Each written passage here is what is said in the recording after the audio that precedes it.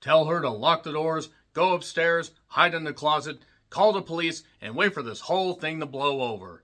Landline is currently streaming on Amazon and features a man named Kola who's a sergeant at a safe house who's dealing with a few things, such as the fact he can't leave this safe house, and also has a pregnant wife that ends up being caught in a certain situation, such as a time loop where she is killed over and over again. Yes, she's killed over and over again, and Kola feels so bad because he cares about her, but it's happening over and over again, and there's only one thing that will prevent this: a man that's on a landline. In a movie called Landline. Oh my god, I can't believe the deep narrative of Landline. Okay, so basically it's an extended Twilight Zone episode, reminiscent also of Parallel and, say, Happy Death Day and other time loop movies, and it doesn't take long to figure out what the actual plot of this movie is. There's not much of a plot, and while I will say that the two lead actors do fine, there is almost no material to carry this thing for the 83 minutes that it runs for. There's like 20 to 25 minutes of material. It's not the worst concept, but it just is live, die, repeat, live, die, repeat, live, die, repeat. There are a couple sparks of mild interest, but it just takes forever to get to it. I did not hate this movie to the point that I don't want anybody involved to ever be involved in other projects, but I was so agonizingly bored by this thing. I'm sorry, this was not good. If you have an Amazon subscription, it's available for free. Give it a look. You might appreciate it, and I do hope that everybody involved in this has other projects in the future. But really, there is not much to spoil about this. Basically, a military sergeant, he's in a safe house, and then this stuff keeps happening. His pregnant wife is very, very upset by this, not understanding how all this is going on. And really, when you try to break it down, a lot of this movie doesn't really make sense. Then again, time loop movies really don't make a whole lot of sense. But this one is, again, so bare bones and so one note that it's honestly impressive. They somehow managed to repeat the same scenario and make each single scenario monumentally less interesting than the initial pitch. It's on Amazon if you want to check it out. That's all I can say. 3, 2, 1, spoilers.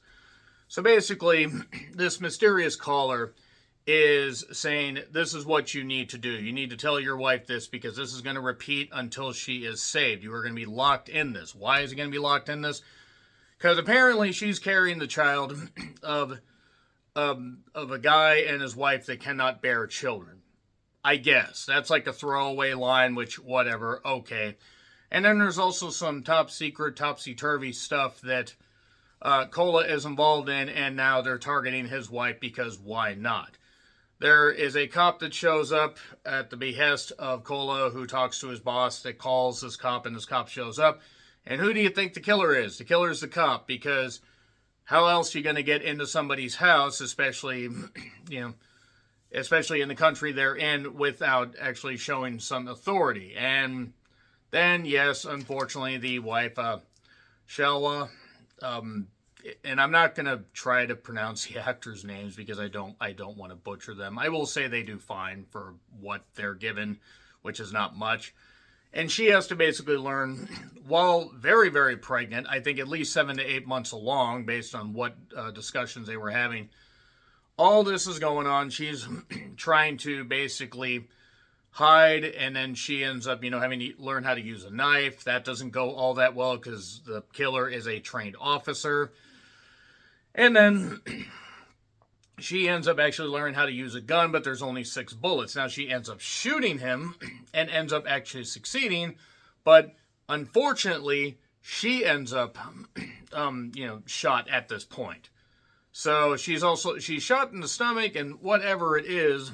So all this stuff is just going on. It's not very interesting. I'm making it sound a lot more interesting than it actually is. And this landline, this caller, basically, it's connected through time. So this is either him calling himself or maybe their son calling him and saying, hey, we're going to try to prevent the murder of your wife, I guess. Or he's another guy in the army.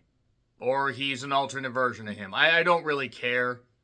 If they explain this on any throwaway line, then I totally missed it because this was such a bargain basement concept, a stretched out Twilight Zone episode, and not even the good hour-long ones, where really I think that was season 4. That was a big mistake. They never should have gone past 30 minutes. And basically the idea is now they're going to turn the tables on this officer. While that's going on, the caller tells him to check this confidential file, and it turns out this confidential file is all blank. It was just a way to get him to his safe house to kill his wife because of protests and a massacre and stuff going on, and they're wanting to snuff everybody out. I guess Nigeria has a lot of stuff that that basically happens like that. I guess. I don't know. We are in literally 2 locations. Possibly the same location, actually, because I think the safe house is really just in another room, in another wing of the house. I have a very hard time actually believing that this was anything other than just a one location shoot, just different parts of the house. Which, fine, if you don't have much of a budget, that's okay. But anyway, so the idea now is that he calls Osheni, I believe that's his boss, secretary guy, whatever it is. And now they're going to basically do one more thing to take care of the killer once and for all. She offers the officer some tea, and she ends up drugging it.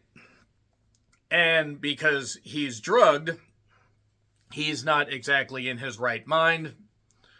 And this is something that he explains to her, like, hey, do this stuff and it'll be okay. And then puts on the gas, because he can't leave the safe house. I mean, I guess apparently he's hundreds of kilometers away, but apparently he doesn't have a car.